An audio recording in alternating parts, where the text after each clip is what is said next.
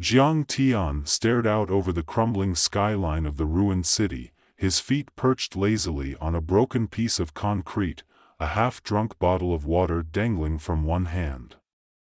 Below him, the streets were a mess of overturned cars, shattered glass, and rusted skeletons of abandoned vehicles. The only thing that moved was the wind, whistling through the hollow remnants of the once thriving metropolis. He let out a sigh, more out of habit than anything else, and scratched at his 5 o'clock shadow. Another day of nothing. Another day of waiting. Well, he said to the battered old dog curled up beside him, this is life now. Us, them, and a lot of empty space. Great. Truly.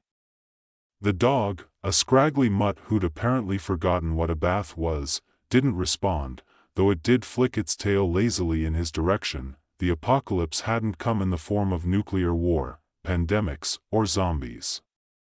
No, it came in the form of giant, six-legged, bug-like aliens, what the survivors called insectoids. They had arrived on Earth several years ago, and, like any well-prepared invaders, they wiped out 90% of humanity within months, leaving the rest to scrounge, hide, and fight for survival. Jiang Tian, however, had no interest in fighting anything. He was more of a lay low and wait for it to blow over kind of guy. Which is probably why he found himself leading a ragtag group of survivors, even though they all knew it was an accident. A very, very unfortunate accident. A year ago, they'd been holed up in a government facility trying to figure out a way to survive. Jiang Tian had been the one who had found the half-empty bag of chips in the back corner of a supply closet. Everyone else had been too busy arguing over strategy, food rations, and the possibility of a secret underground bunker, but it was Jiang Tian who had calmly opened that bag and found that sweet, sweet bag of junk food. He'd gotten them through the next couple of days just by being lucky. And that's how it had always gone. So, it wasn't much of a surprise when they ended up electing him as their leader. Not that he had any idea how to lead. What's the point of saving the world, he often asked. I mean, really, what's the point? But they had stuck with him. It might have been the chips. Jiang Tian wasn't a coward. Well, not exactly. It was just that he wasn't particularly interested in the grand, heroic arc that everyone else seemed so obsessed with. His philosophy was simple: avoid the bugs, find food, and stay out of the way. Pretty low effort. Pretty low risk. Today, however, was different. Today, they were going to find something that might just change the course of the entire war. You've got to be kidding me, Jiang Tian muttered to himself. We're actually going to look for a weapon? He glanced down at the dog, who was looking up at him with what could only be described as indifference. The dog had learned to expect little else from him. Look, buddy, Jiang Tian said, wiping his brow with the back of his hand. I didn't sign up for this. I'm just here for the food, the naps, and a lot of unbothered silence. He sighed again, wishing for the millionth time that he could just escape to some place quiet and far away from the madness of the human race, but the group, Ing, Wu, and the rest, had other plans. They believed in something. They thought they could actually change things. They were the idealists, and, for some unfathomable reason, they thought Jiang Tian was the one who could lead them there. Jiang Tian had spent weeks dragging his feet. You want me to find some weapon deep inside the insectoid-controlled zone? How about we skip the heroic nonsense and keep playing cards in the safe house? Why risk getting eaten alive when we can all stay here, nice and cozy? That, however, was before Ing had told him what the weapon was, something powerful enough to drive the insects off the planet for good. Something, well, something, they hadn't fully figured out yet, but they had an idea. Let's go save the world, Ing had said that morning, her eyes gleaming with hope. It's our last hope. You really want me to lead you into that? Jiang Tian had asked, nodding at the dusty map she'd spread out before them. You can't be serious. I'm not some idiot in a war movie. This is real life. People die in real life. But it was too late. Ing had already prepared for the mission, and, like always, she'd roped him in. That's how he found himself on the edge of the old city, squinting at the horizon. Somewhere out there was this so-called weapon. They'd been chasing it for days, fighting off hordes of insectoids, scavenging for supplies, and barely scraping by, but now, as he stood on the roof, listening to the wind howl through the ruins, Jiang Tian had a moment of clarity. Maybe this was real. Maybe this wasn't a joke. The others had joined him on the rooftop by now, and with her ever-present optimism and Wu, the hulking former soldier who had trained Jiang Tian how to wield a gun despite his protests. Are we really doing this? Jiang Tian asked. Ing shot him a look. You sound like a child. Yes, we're really doing this. Wu, who had remained silent until now, let out a grunt. We're not here to debate. We're here to win. Now get moving. So they moved. Through the crumbling streets. Through buildings that felt like they'd be eaten up by the earth itself. But there was something else, a strange feeling in the air that wasn't there before. The bugs had been quieter lately. Too quiet. Almost like they were waiting for something. They reached the outskirts of the city after hours of travel, making their way through abandoned tunnels and long-forgotten subway systems. Jiang Tian's legs were sore from walking, and his feet ached in his worn boots. He wasn't used to this kind of action. Still, he kept his mouth shut, not wanting to give Ing the satisfaction of saying, I told you so. Finally, they arrived. The weapon was supposed to be in an old military research facility. It looked like nothing more than a half-destroyed building now, its windows blown out, its walls cracked and charred by years of battle. They slipped inside, moving cautiously. The walls hummed with a strange, pulsing energy. It didn't take long before they found it, a large, spherical shape, glowing faintly in the center of a vast, abandoned lab. At first glance, Jiang Tian thought it looked like a giant jellyfish, its translucent skin shimmering with an ethereal light. The thing was alive. And somehow, he knew that it wasn't just any weapon.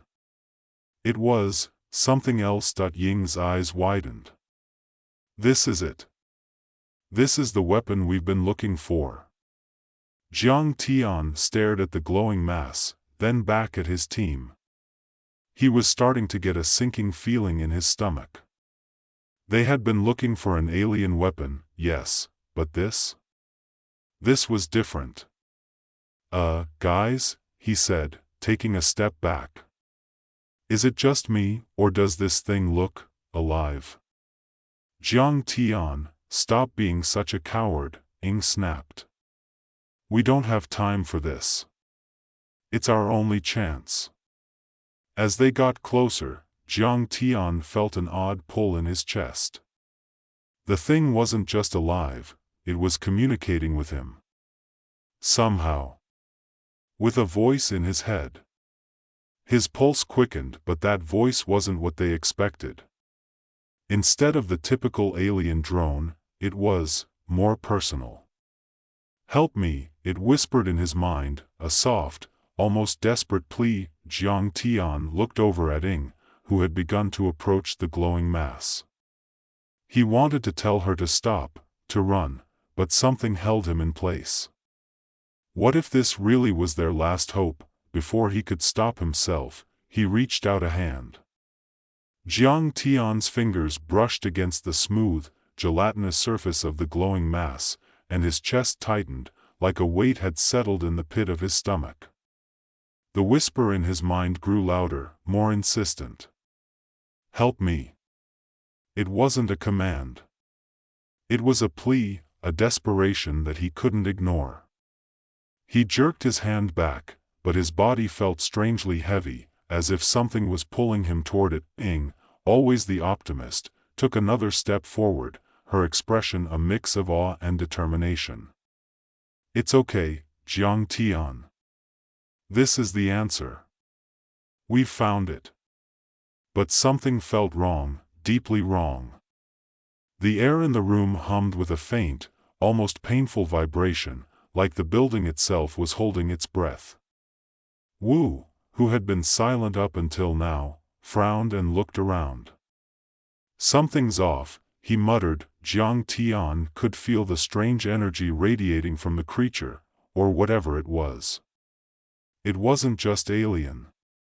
It was something more, something ancient, and somehow, impossibly, alive in a way he didn't fully understand. He didn't trust it. Not one bit. "Ing, maybe we should just..." Before he could finish, the creature responded, its voice now sharper, more urgent. "You must merge with me. It's the only way." The words echoed in his head, reverberating with a kind of weight that pressed against his skull.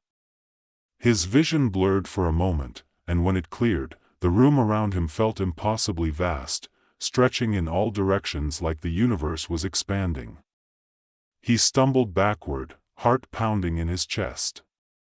"Merge with it," he breathed, his voice barely a whisper. "What does that even mean?"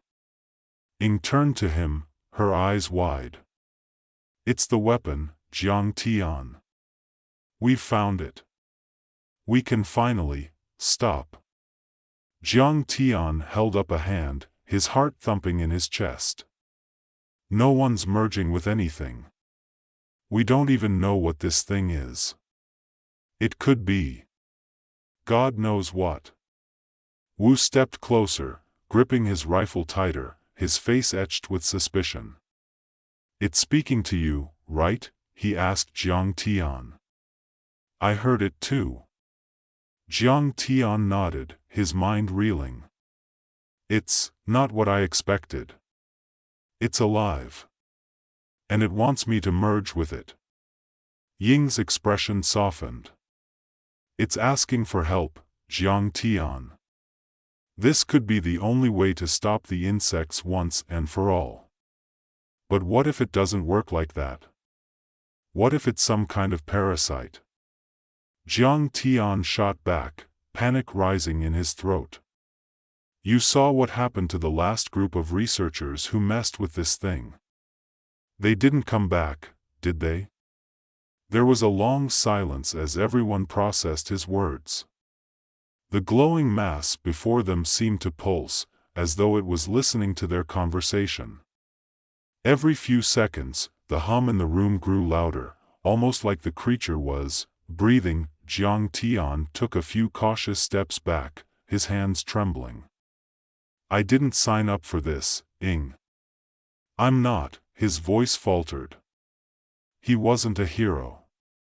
He wasn't some mythical savior who could rise to the occasion. He was just a guy who wanted to survive. Ying was already moving toward the creature again, her gaze focused and unwavering. "We don't have time, Jiang Tian. The insects are coming. If this is our last chance, then we have to take it. You're the one who found this, you're the one who's here, and you're the one who can use it." Jiang Tian felt a surge of anger and helplessness. "But why me? Why not you, or Wu? You're the one who believes in all this crap. I'm just here for the food. I don't know anything about saving the world." Ying's expression softened again, and she put a hand on his arm. "Because you can, Jiang Tian. You're here. And you're not a coward. You just don't know it yet."